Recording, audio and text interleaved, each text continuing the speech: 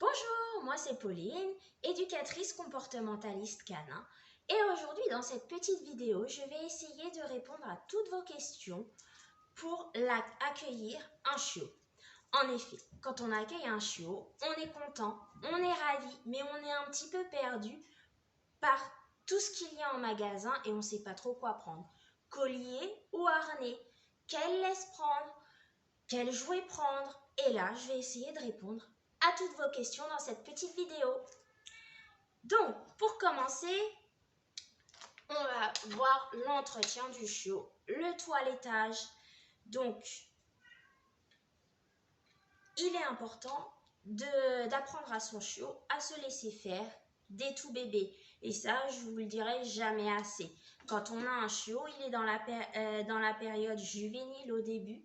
Il n'a pas peur de grand-chose et tout ce qu'on va lui montrer, il va l'acquérir comme quelque chose de normal pour sa vie d'adulte. Quand on a son chiot, on fait son futur chien adulte de plus tard.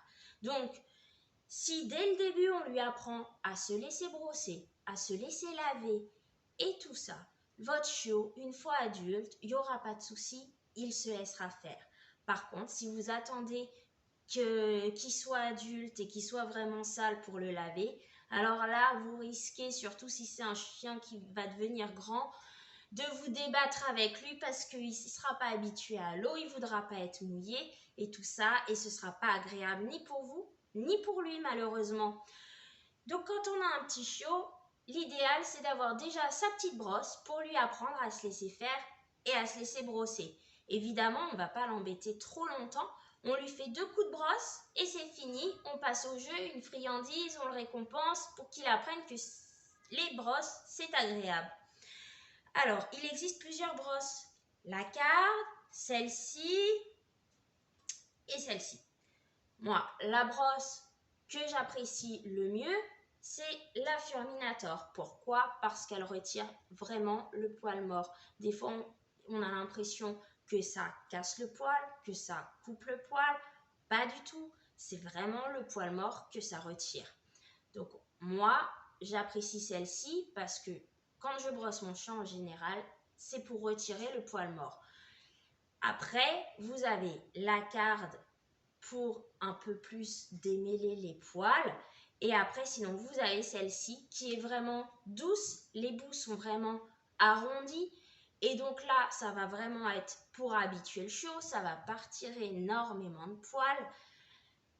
Moi, j'ai tendance à prendre d'emblée la brosse qui sera efficace quand il sera en période de mue, plutôt que d'acheter plusieurs brosses. Après, c'est en fonction de votre budget. Voilà pour les brosses. Ensuite, n'oubliez pas le petit coupe-ongle. Il est intéressant de couper régulièrement les ongles de votre chien. Comme ça, quand il sera à l'âge adulte, il se laissera faire. Parce que croyez-moi, si on lui coupe les ongles pour la première fois vers ses 1 an, et bah, il va pas vraiment apprécier et ça va être la bagarre. Pour le laver, est-ce que je lave mon chiot ou pas? Très souvent, on dit non, ça va abîmer la peau de notre chiot. Donc, quand on parle de la peau de notre chiot, c'est la couche protectrice de la peau qui s'appelle le sébum. Et ça, c'était vrai avant. Maintenant, il existe des shampoings de qualité pour les chiots. Et du coup, on n'abîme plus cette couche protectrice de la peau, on n'abîme plus le sébum. Mais attention, on ne lave jamais un chiot avec un shampoing pour humain parce qu'on n'a pas le même pH de peau et là, on va vraiment abîmer sa peau. Mais avec un shampoing spécial chaud, il n'y a pas de souci. On peut le laver de manière régulière. Après, j'insiste, prenez une marque de qualité. Pour votre chiot, pour l'habituer à se laisser laver, en réalité, vous n'êtes même pas obligé de mettre de shampoing. Ce qu'il va falloir lui apprendre, c'est à se laisser mouiller et à se laisser sécher. Le passage du shampoing, c'est pas vraiment ce qui va l'embêter.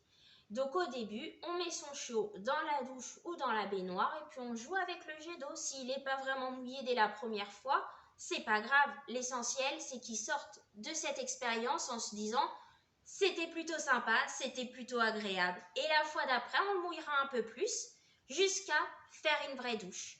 Voilà, mais on y va toujours en progressif avec le chiot pour qu'il sache que tout est agréable.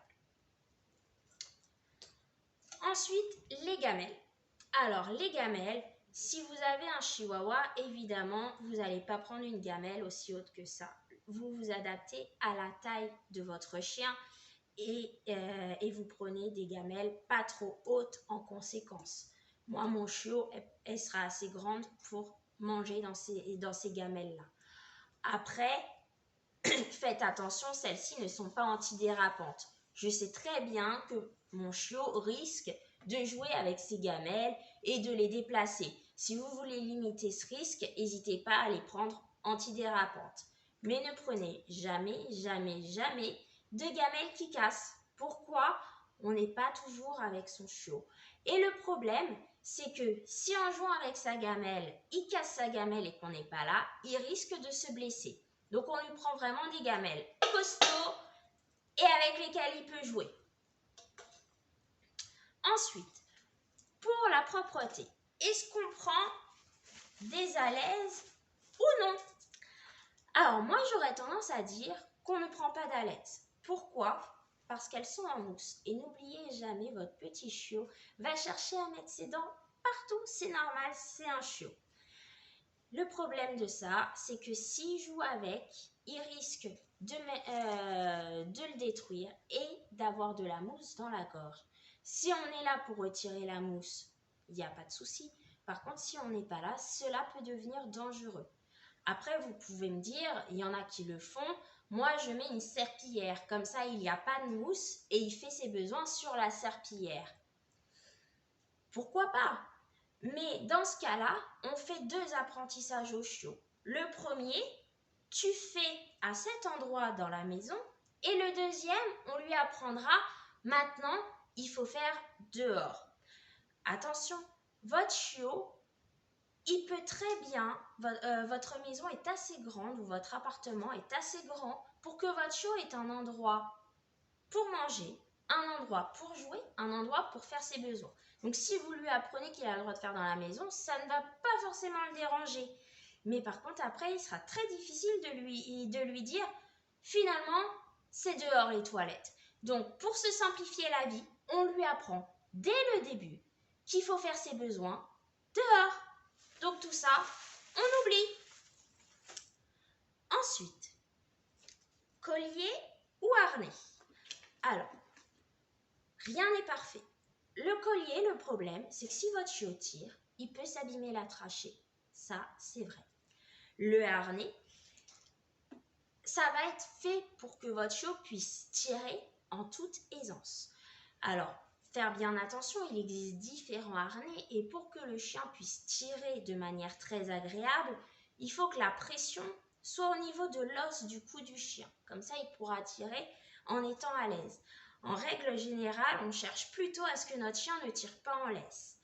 Et le problème du harnais aussi, c'est que si notre chiot tracte trop pendant sa croissance, on peut déformer ses aplombs. Donc, j'ai tendance à conseiller la traction, c'est pour quand il sera adulte. Là, on pourra lui apprendre à tirer pour aller faire des balades en roller, des balades en vélo, des choses comme du canicross aussi, des choses comme ça. Mais au début, quand il est bébé, tout simplement, on lui met un petit collier plat et on lui apprend à ne pas tirer. Et ça, je vous l'expliquerai dans une autre vidéo. Alors, attention, ici, sur cette table, il n'y a pas de collier chaînette, de collier à pic et tout ça. Mais bien évidemment, on ne met pas ça à un chiot. Jamais, jamais, jamais. Vous avez d'autres méthodes pour lui apprendre les choses, à ne pas tirer et tout ça. Donc, je vous expliquerai comment faire. Mais un chiot, on ne lui met pas ça. Voilà. La laisse. Donc, il existe des laisses normales, des laisses à dérouleurs et des longes. Alors, la laisse à dérouleurs. Attention, quand il y a des petits fils comme ça, si on la laisse s'enroule autour du doigt et que le chien tire, même s'il n'est pas lourd, il peut vous sectionner le doigt. C'est déjà arrivé à une dame qui avait un chien qui faisait entre 6 et 8 kilos. Donc, il n'était vraiment pas lourd. Donc, on fait bien attention à cette règle de sécurité si vous optez pour cette laisse. Deuxième chose, bien souvent le problème c'est que le chiot arrive en bout de laisse, il est à 2-3 mètres devant nous et en fait sur ces 2-3 mètres, s'il va juste sur le côté, il descend sur la route et peut se jeter sous les voitures.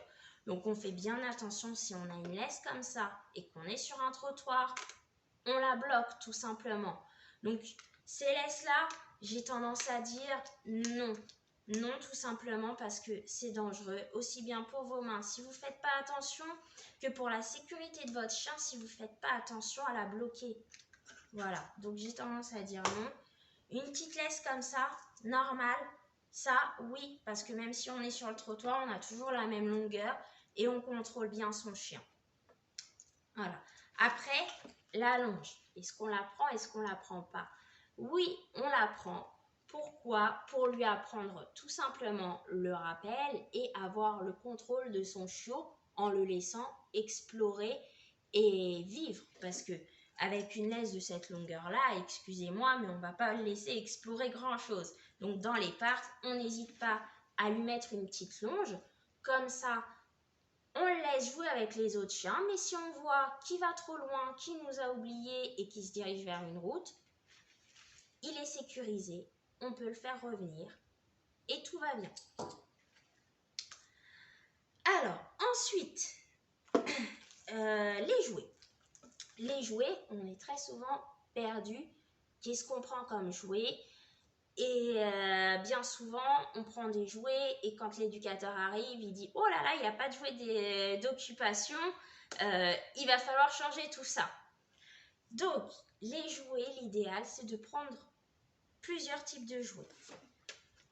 Si vous voulez un jouet pour jouer avec votre chien, faites attention à la longueur. Ça, typiquement, ça sert à rien. Je ne jouerai jamais avec mon chien avec ça. Pourquoi? Si je l'attrape, voilà, il lui reste cette longueur-là pour attraper l'autre partie. Faut vraiment que le chien il vise bien, il n'a pas trop le droit à l'erreur. Hein. C'est vraiment petit, petit, petit. Par contre, si je prends cette longueur-là, alors mon chiot, moi je mets ma main là et mon chiot il a toute cette longueur-là pour viser et attraper. Il a le droit à l'erreur, hein. Il peut attraper n'importe où et il n'attrapera pas ma main. Ce sera beaucoup plus simple pour lui. Donc on fait attention à la longueur des jouets. Ensuite, c'est sympa quand ça fait du bruit. Comme ça, on peut attirer un petit peu son chiot et c'est sympa. Les poupées n'ont pas une durée de vie énorme, mais ça peut être sympa. Là, on voit bien que j'ai pris pour jouer avec mon chiot en interaction une peluche sans mousse à l'intérieur. Pourquoi? Parce que dès qu'il y a de la mousse à l'intérieur, ils ont tendance à nous les vider. Ensuite, vous avez d'autres cordes à nœuds, comme ça, plus longues, pour toujours en interaction avec le chien. C'est très intéressant de jouer avec son chiot comme ça. Par exemple, quand on est dans la rue, on lui apprend, bah, tu peux jouer autant avec moi que tu joues avec tes copains-copines. Donc, quand je te rappelle, c'est tout intéressant d'arrêter de jouer avec l'autre chien pour venir jouer avec moi parce que tu continueras à t'amuser. Ensuite, voilà, ça, c'est la petite peluche, par exemple. Elle fait du bruit quand on frictionne les oreilles. Elle fait un plic-plic quand on appuie. C'est mignon, c'est sympa. Par contre, son espérance de vie, je pense qu'elle ne sera pas très longue parce qu'il y a de la mousse à l'intérieur. Voilà. Donc ça, c'est pour les jouets en interaction avec son chien. Après, n'hésitez pas aussi à prendre une balle pour le faire courir, pour le faire se dépenser et pour le fatiguer physiquement. Donc, pour les balles, moi j'aime bien ces matières-là. Donc, hop, je vous montre. Et celle-ci, c'est la même. Voilà. Et là, c'est une balle qu'on va lancer. Il va revenir. Après, faites attention. Là, il y a la corde. Donc, c'est pas un jouet qu'il faut laisser en permanence au chaud parce que sinon très vite on va revenir, il n'y aura plus de corde, elle sera coupée. Et après ces balles là, ce sera réellement un test que j'ai acheté pour ma petite chienne. Ça fait pouic, c'est mignon, il paraît que c'est costaud. J'en sais rien, donc on verra. Ensuite, pour laisser son chiot tout seul, évidemment, c'est pas naturel pour un chiot d'être seul. Vous avez bien compris, le chiot est un animal de meute. Donc, il risque de stresser, d'angoisser. Et quand il détruit nos affaires, c'est parce qu'elles ont notre odeur. Et ça le rassure, c'est pas sa faute. Et en plus, quelquefois, c'est aussi qu'il s'ennuie, il faut le dire. Donc, n'hésitez pas à prendre des jouets où vous pouvez mettre de la nourriture à l'intérieur. Il en existe plein. Et comme ça, les jouets qui ont la nourriture, qui ont l'odeur de la nourriture, excusez-moi, seront plus attrayants que vos affaires qui ont votre odeur. Donc pour ça, il existe par exemple le Bumpies, où là on va avoir plusieurs étages et quand il va être au sol, il va être comme ça. Donc le chien, il faut qu'il le fasse basculer comme ça pour récupérer ses friandises. On va avoir celui-ci où là, il va falloir coller les friandises à l'intérieur parce que sinon, ça tombe très très vite. Il est assez costaud, mais c'est pour les petits chiens. Faites toujours attention à la taille de votre chiot. Le jouet doit être adapté à la taille de votre chiot.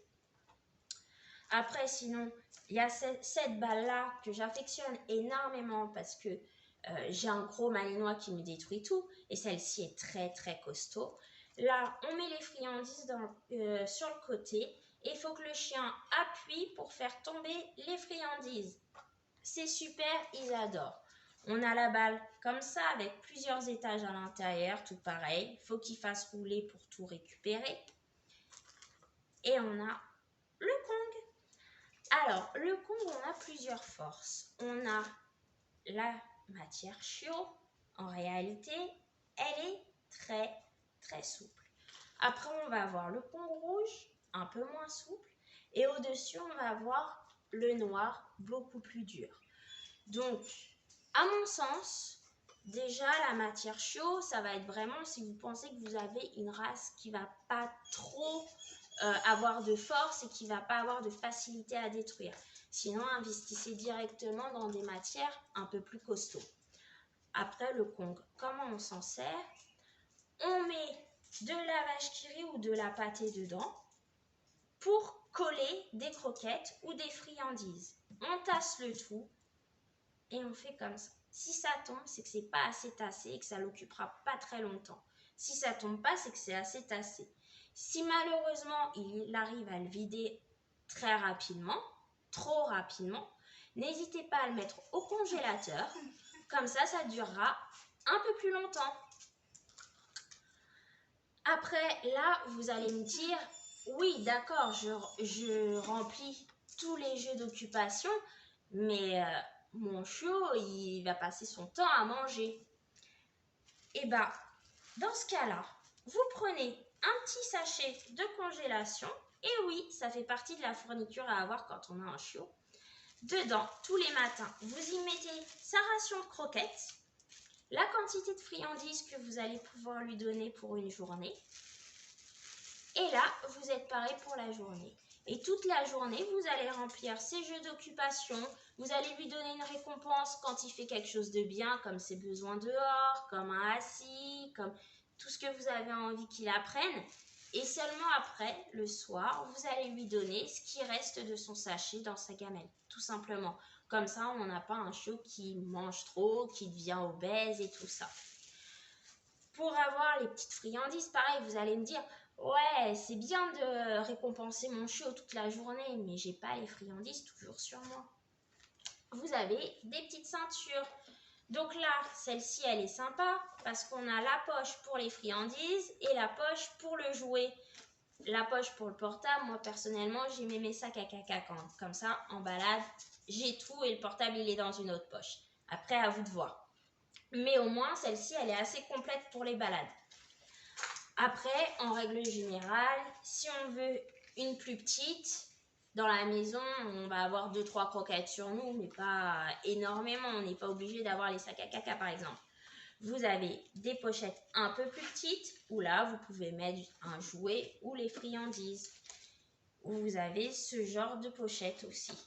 Voilà, il en existe plein des petites ceintures comme ça. Donc, c'est très, très simple d'avoir les friandises sur nous. sans y penser et d'être prêt au moment où il faut récompenser son chiot parce qu'il fait quelque chose de bien.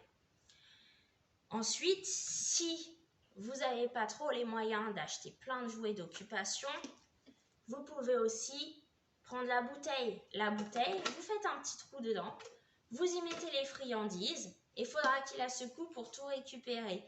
Là encore, on adapte la taille de la bouteille à la taille de son chiot. On fait attention à retirer le bouchon qu'il ne l'avale pas, il pourrait se le bloquer dans la gorge. Et on fait le nombre de trous qu'il faut pour la difficulté du chiot. Si dès le début on commence avec un seul trou, ça va être un peu compliqué pour lui. Donc n'hésitez pas à en faire plusieurs au début et après vous changerez de bouteille pour en mettre moins. Cependant, faites attention, il peut se couper avec la bouteille, donc il faut quand même le surveiller. Tandis que le Kong est vraiment étudié pour être mâchonné en force, même quand on n'est pas là. La bouteille, c'est pas trop fait pour, donc il peut se couper, c'est un risque à connaître. Ensuite, de la viande séchée, c'est très bien, ça les occupe, ça leur fait faire les dents, parce que quelquefois ils auront les jouets d'occupation qu'il leur faut, mais ils vont mâchonner le bois parce que c'est très agréable pour soulager les petites douleurs dentaires. Si on prend de la viande séchée, ça remplacera nos pieds de chaise et nos pieds de canapé en bois, n'est-ce pas? Et là, lui, il aura quand même ce qu'il faut pour soulager ses petites gencives. Donc de la viande séchée, on en a sous toutes les formes. Et plus vous allez prendre de la viande séchée qui est odorante, plus votre chiot s'y intéressera. Voilà, voilà. Après, pour le transport en voiture aussi, je n'ai pas abordé. Alors là, je vous invite vraiment à aller voir les vidéos de crash test. Et oui, souvent on voit les petites ceintures de sécurité, et bah à l'impact, elles lâchent. Et si elles ne lâchent pas, et bah la pression elle va être, si elle est attachée à un collier, sur le cou, si elle est attachée au harnais, sur les vertèbres. Donc cette sécurité va sécuriser les personnes dans l'habitacle, mais en aucun cas le chien. Le chien, en cas d'impact fort, on est presque sûr que la colonne vertébrale ne résiste pas. Donc les ceintures de sécurité, voilà, il faut savoir les pour, les contre, après c'est vous qui décidez. Pareil, les filets de protection pour que vraiment il ne passe pas du coffre à devant. Là, en cas d'impact, en filet, quelquefois, ils le traversent. Et de toute façon, ils prennent beaucoup de force dans le coffre avant d'atterrir dans le filet. Donc c'est pareil, le chien n'est pas réellement protégé. Les barrières de fixation pour les empêcher de passer l'habitacle, si elles sont très bien fixées, quelquefois elles résistent. Mais le problème, c'est que le chien prend trop de force, trop de vitesse quand il arrive à l'impact et on ne le protège pas bien. Ce qui va le protéger le plus, ce sont les caisses de transport. Et oui, donc les caisses de transport, mais pas toutes, donc je vous laisse regarder les vidéos. Il y en a qui sont plus costauds que d'autres. Le deuxième avantage de la caisse de transport, c'est que quand on se balade, on laisse son chiot vivre. Ça, c'est important. Oui, il a envie d'aller dans la boue, il a envie de se salir, il a envie de jouer. Et bah, c'est pas grave, on le laisse profiter. Et après, il rentrera dans sa petite cage, il salira pas toute la voiture, tout le monde sera ravi. Et puis après, au retour de balade, là, il sera sec, plus qu'à le brosser pour retirer un peu la boue et c'est fini. Voilà les avantages de la caisse de transport. Par contre, faites attention à l'habituer aussi à aller dedans. Au début, c'est pas je te mets dedans et on part en vacances et on fait 6 heures de route. Non, c'est je te mets des friandises, tu vas dedans, tu peux sortir. C'est simple. Dès que tu es dedans, il y a des friandises, c'est sympa, c'est agréable. Et donc là, quand on ira en balade, le chien, il appréciera sa cage, il ne se sentira pas enfermé. Voilà, voilà. Après, la caisse de transport pour dans la maison, comme son nom l'indique, c'est une caisse de transport. Alors, je ne vais pas dire un nom négatif totale et fermée pour une caisse de transport dans une maison, dans le sens où certains chiens, dans leur bêtise, arrivent à se mettre en danger. Donc si on a un chien qui vraiment va se mettre en danger et qu'on n'arrive pas à sécuriser la maison totalement pour lui, qu'on n'a pas de pièces sécurisées pour le mettre quand on ne peut pas le surveiller, alors oui, on sera obligé de passer par là. Parce que quelquefois, on peut mettre tous les jeux d'occupation, ils ont l'imagination, une imagination débordante pour des bêtises, on sera obligé. Mais pitié, faites-le que si vous êtes obligé. Franchement, pour la propreté, si votre chien n'est pas propre, je vous dis, je ferai une vidéo là-dessus, mais c'est peut-être que vous ne le récompensez pas assez quand il fait ses besoins dehors. Donc, vaut mieux le récompenser quand il fait ses besoins dehors et le laisser en liberté dans la maison, au lieu de se dire bon bah moi j'ai la flemme de le récompenser quand il fait ses besoins dehors, j'ai pas envie de sortir quand il pleut, quand il fait froid pour le voir faire ses besoins et le récompenser, je le mets dans une cage, il aura que son espace à lui et il se retiendra, comme ça il sera propre. Bah non, c'est pas très gentil. Donc vaut mieux sortir avec lui même s'il pleut, même s'il fait froid, on le récompense et on le laisse en liberté dans la maison. Évidemment, si votre maison est sécurisée et qui ne fait pas de bêtises qui le mettent en danger. J'entends par là, faites le tour de votre maison avant l'accueil de votre chiot. C'est important. Faites attention aux fils électriques parce que votre chiot, je vous le rappelle, va mettre ses petites dents partout. C'est simple. Faites le tour de votre maison et imaginez tout ce qui sera à sa hauteur s'il met ses dents. Est-ce que c'est grave? Est-ce que c'est pas grave? Est-ce que c'est dangereux? Est-ce que c'est pas dangereux? Voilà, c'est un exercice à faire avant l'accueil d'un chiot. Évidemment, je ne vous dis pas de tout barricader, de tout sécuriser. Par exemple, si vous avez une bibliothèque ouverte et qu'il y a accès aux livres, et bah juste vous mettez les jeux d'occupation, puis vous voyez, mettez pas vos livres préférés, mettez pas des livres de valeur, et vous verrez s'il est possédant ou pas. Tous les chiots sont pas hyper destructeurs, voilà, il ne faut pas faire sa maison stérile parce que sinon on ne saura jamais si le chien détruit ou pas. Mais par contre, les fils électriques, on fera attention à les ranger parce que là, il a un réel danger. Par exemple, le seau de nettoyage, si on passe la serpillière chez nous et qu'après on s'absente, là, on va le ranger parce que c'est pas parce qu'il a une gamelle d'eau à disposition qu'il va pas avoir l'idée d'essayer de boire cette eau-là. Et ça peut être dangereux pour lui. Pareil, si on a un chiot de grande taille, les toilettes, on rabat le couvercle des toilettes, hein, parce que s'il y a des produits qu'on a mis dedans et qu'il boit dedans, ça peut être dangereux pour lui. On ne pense pas forcément à tous les dangers qu'un chiot peut rencontrer, mais croyez-moi, quelquefois, ils ont de l'imagination et ils en font des pas mal. Donc, on fait vraiment le tour. C'est comme quand on a un enfant, de toute façon, un bébé reste un bébé et un bébé peut faire plein de bêtises et se mettre en danger. Donc, on fait le tour, on surveille, qu'il n'y ait rien à sa portée qui puisse être dangereux. Et c'est le coussin aussi que j'ai pas abordé. Quel couchage on va prendre pour son chiot? Alors, si on ne veut pas acheter de coussin qui risque de détruire, on prend le panier en plastique et on y met des vieilles couvertures. Là au moins on sait que si notre chiot il est destructeur, le panier en plastique résistera un petit peu longtemps, puis la vieille couverture c'est pas grave s'il nous la détruit. Sinon, il existe des coussins assez moelleux où souvent c'est très facile de lavable à l'éponge, c'est très facile à nettoyer. On va plutôt privilégier cela parce qu'évidemment notre petit chiot, on ne sait pas s'il sera propre ou pas et un accident peut toujours arriver. On va privilégier aussi des coussins assez costauds pour résister à ces petites dents qu'il va mettre partout dans un premier temps. Et après, on pourra prendre en fonction de notre chien, s'il détruit ou pas, s'il détruit pas, on pourra lui prendre vraiment le coussin moumoute, tout doux et pas du tout résistant, mais on sait qu'il aura compris qu'il ne faut pas tout détruire. Voilà, j'espère, oui, c'est ça aussi, j'ai pas abordé ce qui est les produits antiparasitaires. Et ça aussi, c'est important d'en avoir quand on a un chiot. Bien souvent, quand on a un chiot, on va voir le vétérinaire et le vétérinaire nous conseille.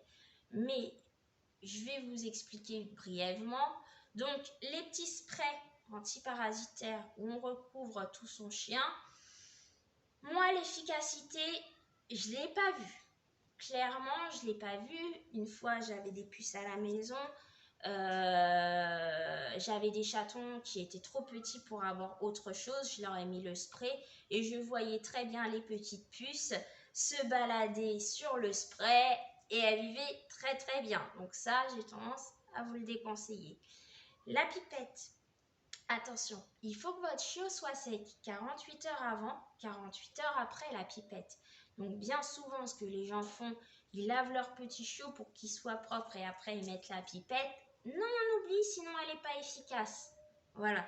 Et faites bien attention, sur certaines pipettes, il y a un petit chat barré. Et ça, on se dit tout simplement, bah oui, il ne faut pas le mettre sur le chat. Mais non, c'est plus compliqué que ça. C'est que si votre chat fait la toilette du chien, ça peut l'intoxiquer. Donc faites bien attention si vous avez un chat aux pipettes que vous prenez. Voilà, ça c'est très important, faut le savoir. Après, il existe des colliers antiparasitaires. Moi, je trouve que le Seresto est très efficace. Attention, il ne fait pas les phlébotomes. Donc faites bien attention, antiparasitaire, c'est puce, tique et phlébotome si vous êtes dans le sud. D'accord? Le Scalibor va faire les phlébotomes, va faire les tiques, mais pas les puces. Donc faites attention vraiment. Après, il existe aussi le petit cachet. Parce que le collier, le problème, c'est que, à mon sens, je n'aime pas trop quand mes enfants mettent les doigts sur le collier, après les doigts à la bouche, ça reste quand même toxique, ça ne me plaît pas trop. Le petit cachet à ingérer, le problème aussi, c'est que certains chiens font des réactions. Moi, je croise les doigts, je touche du bois, mes chiens n'ont jamais fait de réaction au cachet, ni mes chats. Donc, je continue à donner les cachets, c'est très efficace et quand il y a des puces dans la maison, c'est réel, elles meurent instantanément, on les voit toutes tomber.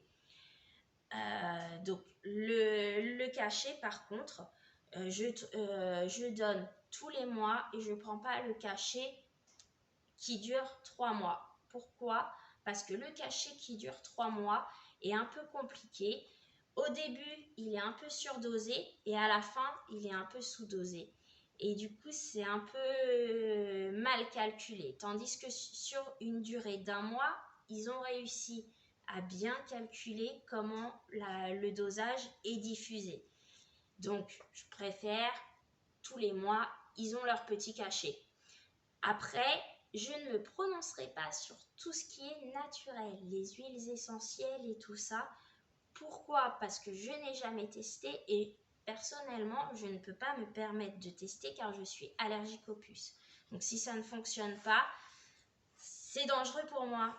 Donc je reste au cachet, j'ai jamais eu d'effet secondaire. Après, je dis pas que c'est le mieux parce qu'effectivement, il existe des effets secondaires. À vous de voir. La pipette, il faut qu'il soit sec 48 heures avant, 48 heures après et faire attention à ses chats. Et le collier, faut éviter de le toucher en permanence, quoi. Et faut pas oublier le collier, on essaye de le retirer quand on lave son chien. Et aussi s'il prend des bains de mer. S'il pleut, il sera quand même efficace. Mais dans les bains ou dans les bains de mer, vraiment, là, ça casse un peu l'efficacité. Donc, on fait attention à ce genre de choses. Voilà, j'espère avoir répondu à toutes vos questions. Passez une très bonne journée et profitez bien avec votre petit chiot dans votre maison. À bientôt, au revoir.